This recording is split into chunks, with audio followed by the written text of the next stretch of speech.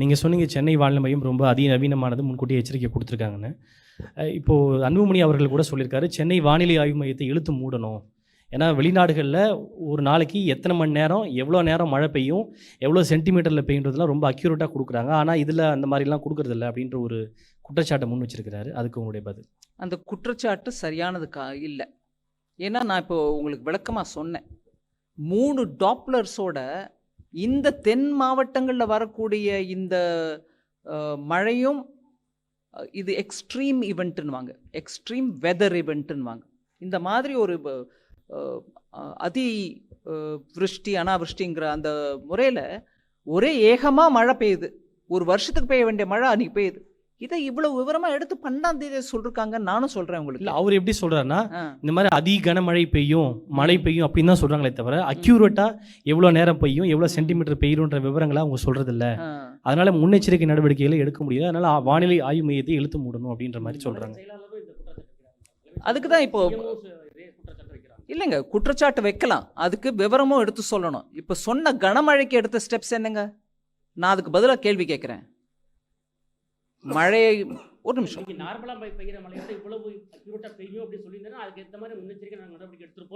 சரி, நார்மலாக பெய்யறத விட ஜாஸ்தியாக பெய்யுன்றதுக்கு எடுத்த ஏற்பாடு என்ன? அது கூட அங்கே இல்லைங்களே. ஏங்க, நான் நீங்கள் கேட்ட கேள்விக்கு பதிலும் சொல்கிறேன், அதே தவிர இன்னொன்று சொல்கிறேன். நார்மலாக மழை வந்து வெள்ளம் வரக்கூடிய நிலைமைன்னா கூட அந்த மாவட்டங்களில் பொறுப்புள்ள அமைச்சர்களும் பொறுப்புள்ள அதிகாரிகளும் இருந்து மக்களை மீட்டிருக்கணுமா இல்லையா? எப்போ போனாங்கங்க அங்கே மந்திரிகள்? எப்போ போனாங்க?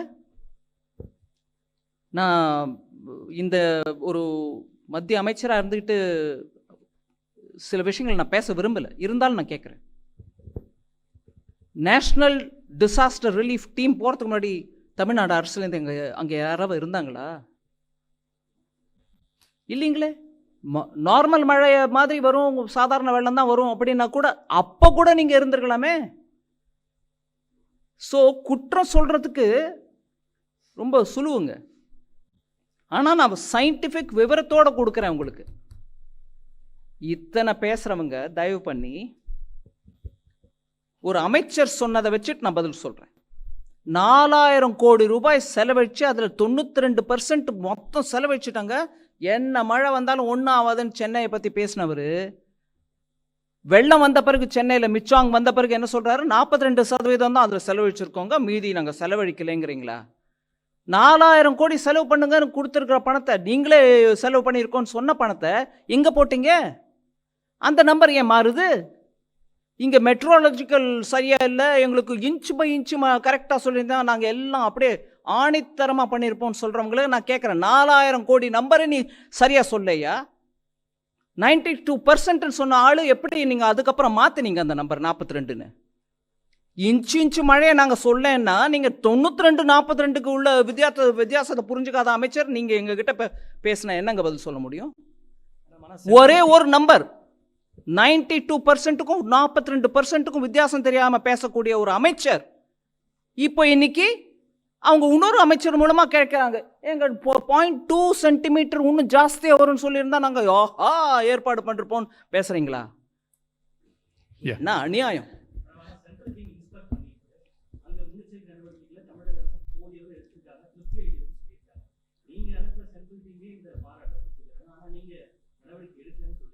நான் நடவடிக்கை எடுக்கலன்னு நான் பேசவே இல்லை. அங்கே எடுத்திருந்தா இந்த நிலைமை வந்திருக்குமான்னு கேட்குறேன். 92% சொல்லி அதை மழை வந்ததுக்கு அப்புறம் 42ன்னு பேசுகிற அமைச்சர்கள் இருக்கும்போது மத்திய அமைச்சர்கள் டீம் வந்துட்டு நல்லா இருக்கு, நீங்கள் கொடுத்த டேட்டா வச்சு சொல்லிருப்பாங்க. நீங்கள் 92ன்னு சொன்னப்போ நல்லா இருக்குங்கிறோம், நீங்களே வந்து இல்லைங்க 92 இல்லை 42ன்னு சொன்னீங்கன்னா அதையும் நீங்கள் கேட்கணுங்க. எங்களை கேளுங்க, நாங்கள் பதில் கொடுக்குறோம். அங்கே கேளுங்க, 4000 கோடியில் 42 தான் செலவழிச்சிருக்கீங்க சென்னையிலன்னா, இன்னும் டாப்லரை வச்சுட்டு இன்ச்சு பை இன்ச்சு மழை கேட்குறீங்களா? என்னது இருக்கிற ஸ்டெப்ஸுக்கு நீங்கள் என்ன எடுத்தீங்கன்னு கேட்குறேன். நான் 12ஆம் தேதி வார்னிங் கொடுத்தது, எங்களுக்கு சமயத்தில் வார்னிங் கொடுக்குறேன்னு சொன்னவங்களே நான் கேட்குறேன். 12ஆம் தேதி 5 நாளைக்கு முன்னாடி கொடுத்த வார்னிங் இல்லைங்கிறீங்களா? அப்போ நீங்கள் சொல்கிறீங்களா 12ஆம் தேதி வார்னிங் கொடுக்கலன்னு? Yeah, please go ahead. No, please speak in the microphone, please. Madam, Just 1 second. I mean, we'll come to you. இதே மாதிரி அங்கே 2015 அக்டோபர்லேயே சவுத் ஏஷியன் கான்ஃபரன்ஸே நடந்தது. இந்த மாதிரி 150 டைம்ஸ் ரெயின் வரும்னு சொல்லிட்டு எக்ஸ்பெக்டேஷன் பண்ணாங்க. ஆனால் அப்பவும் இந்த மாதிரி மிஸ் ஆச்சு. ஏன்னா இதுக்கு ஒரு சென்ட்ரலுக்கும் ஸ்டேட்டுக்கும் இந்த மாதிரி சயின்டிஸ்ட்டு டெக்னிக்கலாக டிஸ்கஸ் பண்ணுறாங்க வைக்கிறாங்க. ஆனால் அட்மினிஸ்ட்ரேஷனுக்கு ப்ராப்பராக வந்து கம்யூனிகேட் பண்ணுறதுக்கு சென்ட்ரலுக்கும் ஸ்டேட்டுக்கும் ஒரு ப்ராப்பர் மெக்கானிசம் இல்லாமல் ஒவ்வொரு தடவையும் போயிட்டுருக்கு. அதுக்கு என்ன ஒரு தீர்வு? நல்லா கேட்குறீங்க நீங்கள். 2015 நான் போனேங்க அம்பத்தூரில், வெள்ளத்தில் நடந்து போனேன். உள்ளெல்லாம் போய் பார்த்துட்டு வந்தேன். அந்த எஸ்டேட்டில் எப்படி இருக்காங்க, எம்எஸ்எம்இ யூனிட்டுக்கு என்ன நஷ்டம் நடந்திருக்கு, எங்கேருந்து அந்த கால்வாயெல்லாம் மூடப்பட்டிருக்கு, அதிக நீர் ஓடி வரும்போது அது அப்படியே அதோட தடத்தில் போய் கடலில் கலக்க வேண்டிய ரூட்டில் எல்லாத்துலேயும் அடைச்சி அங்கே என்னெல்லாமோ கட்டியிருக்கிறதெல்லாம் பார்த்து அவங்க இண்டஸ்ட்ரியல் எஸ்டேட்டில் இருந்தவங்களே என்கிட்ட சொன்னாங்க. இதை தவிர நான் இன்னைக்கு சொல்ல வேண்டிய விஷயம் ஒன்று சொல்லாமல் விட்டதுனால அதையும் இப்போ சேர்த்து சொல்கிறேன் உங்களுக்கு. இன்சூரன்ஸ் கம்பெனிகளை 19ஆம் தேதியே அவங்க சென்னையில் போய் உட்காந்து அம்பத்தூர் எஸ்டேட்டில் அந்த டெலிகேஷன் நான் கேட்டேன். நான் அனுப்பி வச்சா இன்சூரன்ஸ் கம்பெனிங்க வந்து உட்கார்றதுக்கு இடம் இருக்கா, இல்லை வேற எங்கேயாவது உட்காரணுமா? இல்லைங்க, எங்கள் எஸ்டேட்லேயே நாங்கள் இடம் கொடுக்குறோம், அனுப்பி வைங்க. எல்லா இன்சூரன்ஸ் கம்பெனியும் போயிருக்காங்க. உடனடியாக அவங்களுக்கு நிவாரணம் கையில் கொடுங்கன்னு சொல்லி அனுப்பியிருக்கிறோம். ஸோ மத்திய அரசு பண்ணிக்கிட்டே இருக்கும். ஆனால் மாநில அரசு இந்த மாதிரி 4 கேள்வியை உங்ககிட்ட பூத்திட்டு எங்களை விட்டு கேட்க சொல்லிகிட்டே இருப்பாங்க, நாங்கள் பதில் கொடுத்துட்டே இருப்போம். அவங்க பண்ண வேண்டிய செயல், அம்பத்தூரில் 2015 வந்த வெள்ளத்துக்கு அப்புறம் அம்பத்தூர்னா தொழில் மையம். அங்கே இருக்கக்கூடிய தொழில் படுத்துருச்சுன்னா நம்மளுக்கு வருவாய் தமிழ்நாட்டுக்கு அஃபெக்ட் ஆகுது.